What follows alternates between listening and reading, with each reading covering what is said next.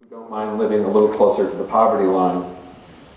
These journalists will fan out into the world, living and working on the cheap, and file their dispatches on the web. Some of them will emerge from the clamor of opinion and gossip to find an audience and develop a reputation. Some will find sponsors or benefactors to defray the costs of traveling to far-off places and doing deep investigative reporting. Some of them will join forces to pool information and resources to build the kind of institutional safeguards needed to defend against government oppression and intimidation, to set collective standards to earn public trust.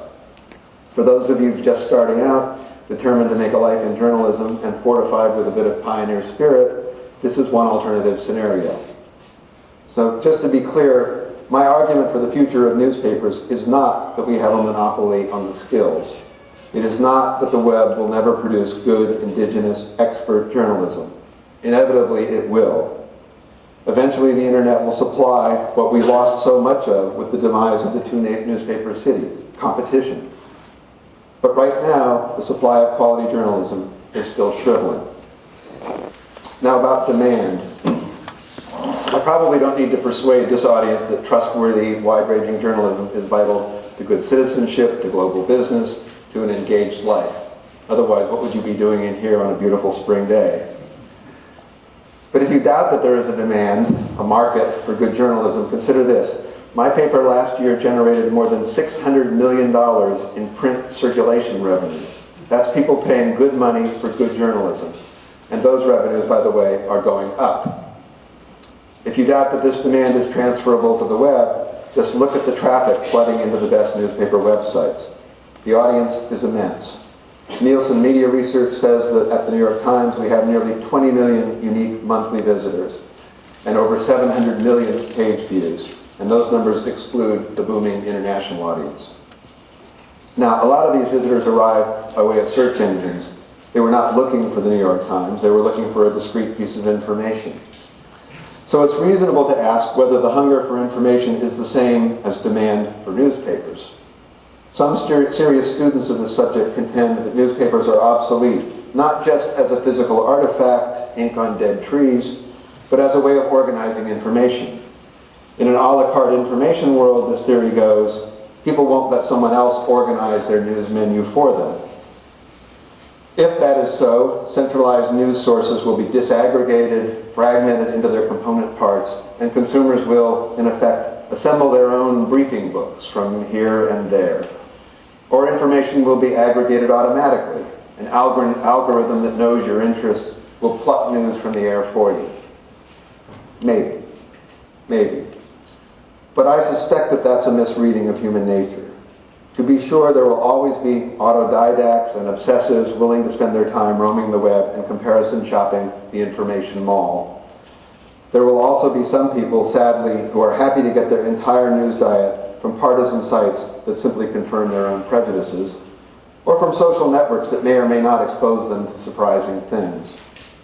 But I think there are many, many people who will find those options are either inefficient or unsatisfying.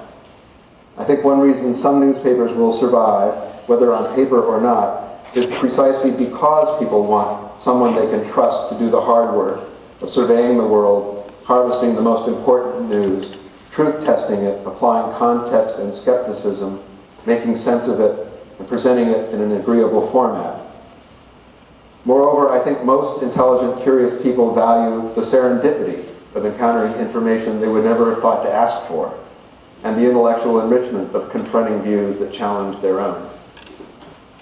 So when I say there is a demand for what we do, I mean in large part, I believe there is a demand for our independent judgment of what you need to know. At the Times, we've taken to describing our online function as curating the web or smart aggregation. That means presenting not only the journalistic craftsmanship and expertise of our own reporters, but navigating the best of everything else, including the contributions of our own audience. The old-fashioned word for this is editing. Call it what you like, we're pretty good at it.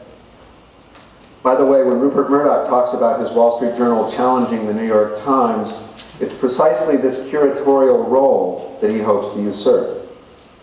He wants to go beyond being a purveyor of business news to business readers and become, as the Times is, a place you trust to canvass the world for you.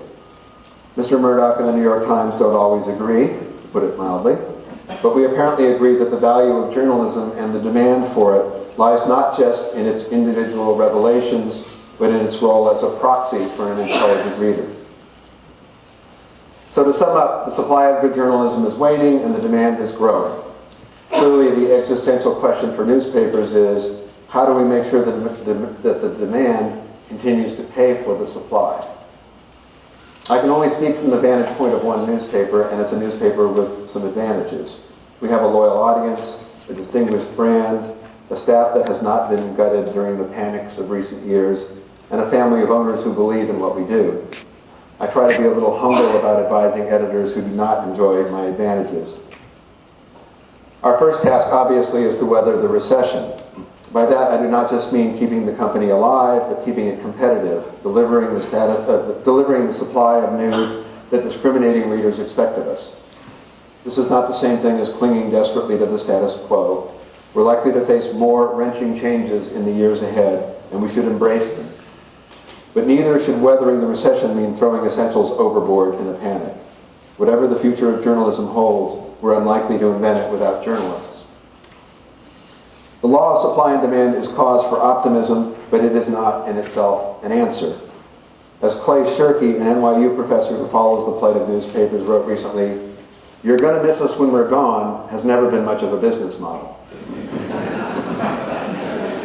The cost-cutting buys us a little time, perhaps a year or two, but we have to use that time to rethink the business.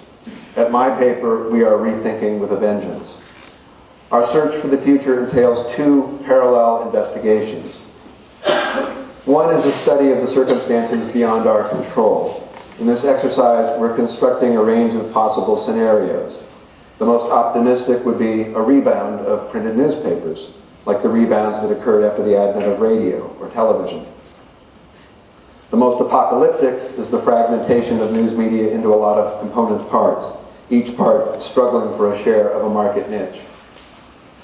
The main point of this exercise is not to predict the future with precision, but to identify signposts along the way that will tell us in time which way events seem to be heading.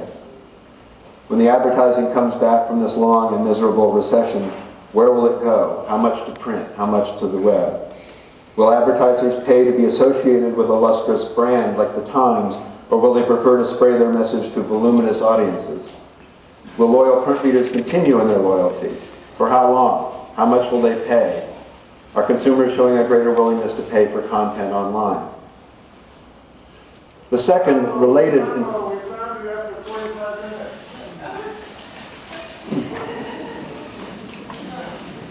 I think we have a time period built in for heckling. It comes in just a couple of minutes.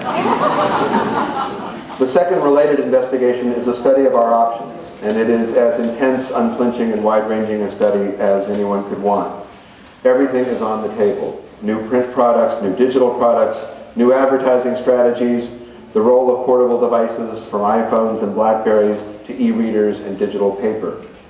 We're looking, of course, at ways to extract payments from the consumers of our news, micropayments, subscriptions, memberships, even voluntary donations. We're looking at the opportunities that might be opening up in all those cities that no longer have a newspaper. Should we customize part of our website to provide local coverage in those communities? In the coming months, I fully expect that the New York Times will begin laying down some bets